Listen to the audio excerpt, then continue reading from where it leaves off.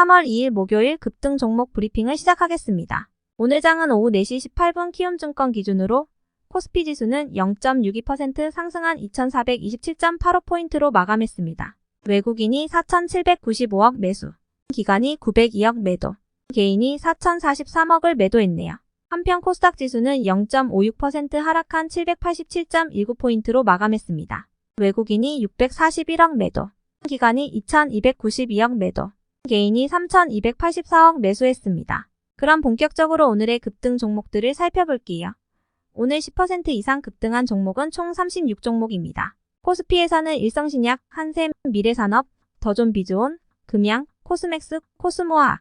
코스닥에서는 디알텍, 꼼비, 미래컴퍼니, 성일하이텍, 메디앙스, 차백신연구소, 지앤원에너지, 미코, 아모그린텍, 린드먼아시아, 아이큐어, EV참단소재, 세비캠, FL리퍼블릭, CLM, 휴맥스홀딩스, 플래스크, 재룡전기, 소프트센, 메디톡스, 오킨스전자, 제이오, PNK피부임상연구, 코이즈, 인카금융서비스, 한국패키지, 디지캡, 큐브엔터, 라이트론이 10% 이상 급등 마감을 했고요.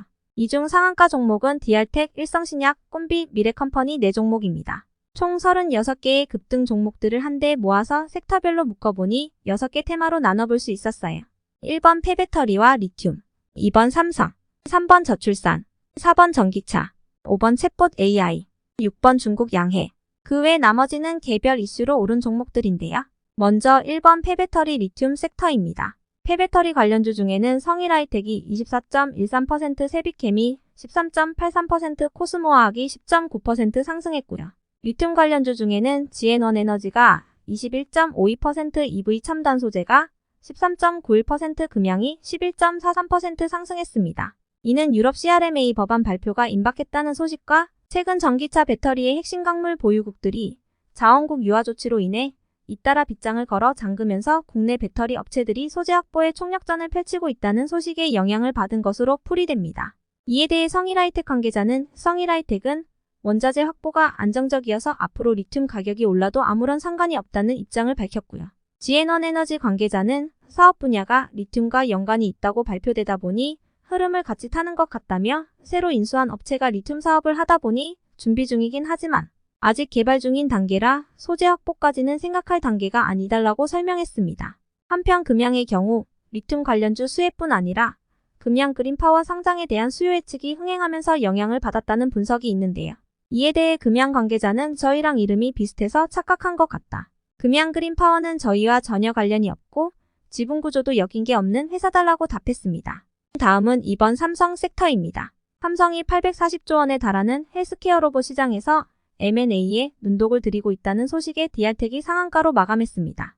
디알텍은 여성 유방암 진단 디텍터인 GM과 의료동물용 간접 방식 디텍터인 익스프리머를 개발했으며 지난 2016년 삼성 SDI와 2년 반에 걸친 공동 개발을 통해 디텍터 최초로 무선 충전 시스템을 적용했다고 밝힌 바 있습니다. 그러나 이와 관련 회사 관계자는 삼성과는 개발하지 않았고 전혀 관련이 없다. 찌라시다 라고 일축했습니다. 또한 삼성전자가 올해 안에 보조기구 로봇을 출시한다는 소식에 미래컴퍼니도 상한가로 마감했는데요.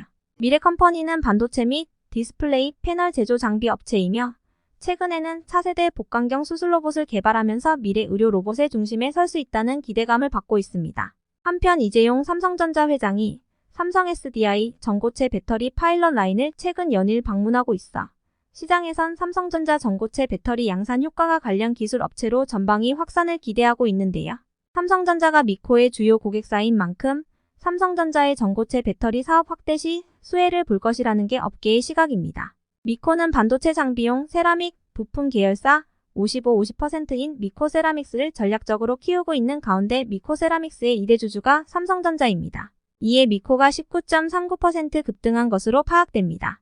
다음은 3번 저출산 섹터입니다. 이번 달 안으로 저출산 관련 종합대책 발표가 예고되어 있어 관련주들이 상승했는데요. 꼼비는 정고점을 돌파하며 29.86%로 신고가 마감을 했고요. 메디앙스는 23.68% 급등 마감했습니다. 다음은 4번 전기차 섹터입니다. 3월 1일 테슬라데이 덕분인지 전기차 관련주들이 상승했는데요. 아모그린텍은 주요 고객사인 테슬라의 생산량이 앞으로 더 늘어날 것으로 추측되며 수혜 기대감에 매수세가 몰린 것으로 파악됩니다. 오늘 16.17% 급등 마감했습니다. 휴맥스홀딩스가 오늘 12.91% 상승했는데 전기차 충전시장 성장 기대감이 지속된 것으로 파악됩니다. 탄소나노튜브 CNT 업체인 제이오는 이 공장 부지를 확보하며 2025년 5,000톤 생산체제 구축에 속도를 내고 있다는 소식에 11.11% 상승한 것으로 파악됩니다. CNT는 전기차 배터리 도전제로 사용되는데요. 현재 SK이온, 비아디 등을 고객사로 확보한 상황에서 고객사를 다변화할 것이라고 전했습니다. 코이즈는 2차전지 양극재 소재인 나노산화 알루미나 개발에 성공하여 양산을 앞두고 있다는 소식에 10.42% 상승 마감했습니다. 다음은 5번 챗봇 AI 섹터입니다. 코난테크놀로지나 셀바스 AI, 솔트룩스는 오늘 하락 마감을 했고 오늘 AI 섹터와 관련하여 특별한 이슈는 없었지만 AI 챗봇 관련주 중 일부 종목은 오늘도 강세였습니다.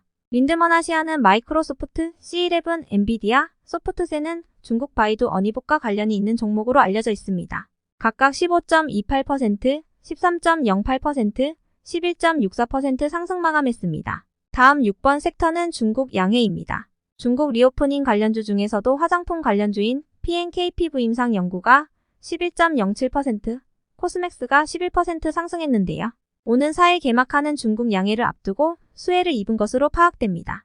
여기서부터는 개별 이슈로 오른 종목들입니다. 일성신약은 보통주 한 주당 2만원의 현금 결산 배당을 결정했다고 공시하여 상한가로 마감했습니다. 시가 배당률은 22.2%이며 배당금 총액은 297억 원입니다. 이런 파격적인 배당이 가능했던 건 지난해 삼성물산과의 주식 매수 가액 결정 청구 소송 승소 영향 때문인 것으로 파악됩니다. 지난 2015년 9월 일성신약은 삼성물산의 주식 매수 청구가가 너무 낮다며 법원에 소송을 제기했고 지난해 4월 대법원의 결정으로 주식 청구 가액을 1주당 57,234원에서 66,602원으로 올리며 해당 소송으로부터 이자 수익 879억 원이 발생했다고 하네요. 또한 일성신약은 주식 분할도 추진하기로 했습니다. 기존 보통주 1주당 가액 5,000원에서 1,000원으로 분할하기로 했다고 밝혔는데요. 이에 따라 일성신약의 발행 주식 수는 266만 주에서 1,330만 주로 늘어나게 됩니다. 신주 상장 예정일은 오는 4월 17일입니다. 다음으로 차백신연구소는 암세포만 곤란에 공격하는 스마트 면역세포 치료 핵심 기술 개발에 성공했다는 소식에 21.88% 상승했습니다. 다음으로 한샘은 최대 주주인 사모펀드가 주식 공개 매수에 나서자 하루 만에 19.73% 급등했습니다. 이날 하인과 하이미오 유한회사는 한샘 김영주 보통주 181만 8,182주를 주당 5만 5천원에 공개 매수한다고 공시했습니다. 이는 한샘 총 발행 주식수의 7.7%가 되는 물량입니다. 한편 반도체 관련주로 묶이는 미래산업이 오늘 14.79% 급등한 재료는 노출되지 않았습니다. 다음으로 아이큐어는 붙이는 치매 치료제 후돈의 폐질 패치 공급 계약 소식에 대한 모멘텀이 지속되며 오늘도 13.94% 급등 마감한 것으로 파악됩니다. 다음으로 FL 리퍼블릭은 지난달 24일 최대 주주가 베노홀딩스로 변경되면서 상한가를 기록한 바 있는데요. 오늘 날짜에 특별한 이슈는 없었고 최대 주주 변경 소식이 지속적으로 부각되고 있는 모양입니다. 오늘 13.82% 상승 마감했네요. FL 리퍼블릭은 유통 마케팅 플랫폼 기업으로 주로 중국향 의류자파와 마스크팩 브랜드 제이준우 등을 유통하고 있습니다. 다음으로 더존비즈오는 오늘 특별한 뉴스를 붙이지 않고 13.37% 급등했는데요. 추측하건대 디지털 플랫폼 정부는 1월 말 공공데이터 개방 로드맵을 3월 중 공개한다고 발표한 적이 있습니다. 이에 데이터 센터 관련주로 묶이는 더존비즈온이 은밀하게 상승한 것으로 파악됩니다. 한편 NFT 관련주로 묶이는 플래스크가 오늘 12.17% 급등한 이유는 노출되지 않았습니다. 다음으로 변압기, 개폐기, GIS 제조 및 판매를 하고 있는 재룡전기도 오늘 11.92% 급등한 이유에 대해선 노출되지 않았습니다. 다음으로 메디톡스는 최근 대웅제약과 5년간의 보톡스 소송에서 승소한 후 상한가를 간 바 있는데요. 다음 소송 상대는 휴젤이라고 밝히며 두바이 현지 공장 건립을 위한 실사가 진행됐다는 소식도 함께 전했습니다. 이 같은 메디톡스의 화려한 행보에 오늘도 메디톡스의 주가는 11.44% 상승 마감했습니다. 다음으로 반도체 관련주로 묶이는 오킨스전자는 화요일 장마감 후 50억 규모의 자사주를 취득한다고 밝혀 11.36% 급등 마감했습니다. 다음으로 법인보험 대리점 인카금융서비스는 메리츠증권, 메리츠캐피털로부터 역대급 투자를 유치했다는 소식에 10.39% 상승했습니다. 이번 투자 계약을 통해 인카금융서비스는 안정적으로 자금을 확보할 수 있게 됩니다. 다음으로 한국패키지는 우리가 매일 먹는 커피, 음료가 담기는 일회용기 컵에서 미세 플라스틱 검출량이 높은 수준으로 나타났다는 소식에 10.28% 상승했습니다. 한국 패키지는 친환경 포장재 전문 기업으로 식품용 포장용기 제조 판매를 하고 있습니다. 다음으로 디지캡은 보안 관련주로도 한동훈 관련주로도 묶이는 종목인데요. 이재명과의 격돌로 한동훈 관련주인 디지캡이 10.24% 상승한 것으로 파악됩니다. 다음으로 큐브엔터는 전년 대비 영업이익이 486% 상승했다고 알려졌는데요. 한한령 해제에 따라 앞으로도 소속 가수들의 성장세가 지속될 것이라는 전망에 오늘 10.11% 상승했습니다. 다음으로 오지 관련주로 묶이는 라이트론이 오늘 10.04% 급등했는데 그 이유에 대해서는 노출되지 않았습니다. 여기까지 오늘 10% 이상 급등한 종목들을 알아보았는데요. 오늘은 하한가를 간 종목도 2개가 있었습니다. 우선 코스닥에 신규 입성한 바이오 인프라가 상장 첫날 하한가를 기록했습니다. 3월 첫 상장 주자로 나선 바이오 인프라는 사실 지난해 공모가 26,000원으로 상장에 도전했다가 철회한 적이 있는 기업인데요.